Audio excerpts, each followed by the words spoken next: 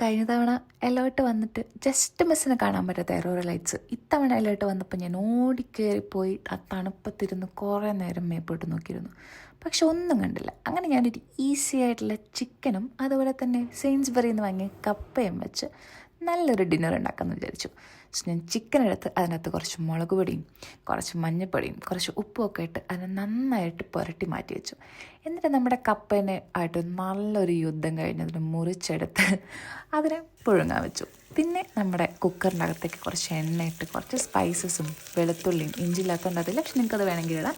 കുറച്ച് പച്ചമുളകും ഇട്ട് നന്നായിട്ട് വഴറ്റിയെടുത്തു. അതിൻ്റെ അകത്തേക്ക് കുറച്ച് ഉള്ളിയും പിന്നെ കുറച്ച് മഞ്ഞൾപ്പൊടിയും പിന്നെ കുറച്ച് മുളക് പൊടിയും മല്ലിപ്പൊടിയും ചിക്കൻ മസാലയിട്ട് അതിനെ നന്നായിട്ടൊന്ന് പച്ചമണം മാറുന്നവരെ ഒന്ന് ഇളക്കിയെടുക്കാം. എന്നിട്ട് പിന്നെ എനിക്ക് ടൊമാറ്റോ കട്ട് ചെയ്യാനുള്ള മടി കൊണ്ട് ക്യാൻഡ് ടൊമാറ്റോ യൂസ് ചെയ്തു. നിങ്ങൾക്ക് നോർമൽ യൂസ് ചെയ്യുന്നതാണ് നല്ലത്, എപ്പോഴും അങ്ങനത്തെയാണ് യൂസ് ചെയ്യുന്നത് നല്ലത്. പിന്നെ ഞാൻ കുറച്ച് യോഗേർട്ടും ഇട്ട് നമ്മുടെ മാരിനേറ്റ് ചെയ്ത് വെച്ച ചിക്കനും ഇട്ട് കുറച്ച് ക്യാപ്സിക്കം കൂടെ ബാക്കിയിരിക്കുന്ന അതും എടുത്തിട്ട് നമ്മുടെ കുക്കറിൽ ഒരു വിസിലടുപ്പിച്ചെടുത്തു. അപ്പോഴത്തേക്ക് നമ്മുടെ കപ്പയൊക്കെ റെഡിയായി.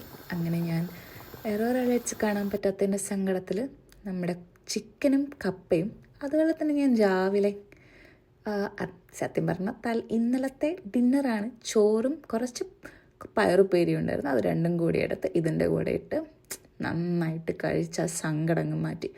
അപ്പോഴേ അറിഞ്ഞ് ഇന്ന് എൻ്റെ കിച്ചൺ ഡ്യൂട്ടിയാണ്.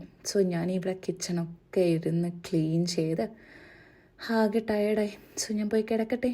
Bye bye.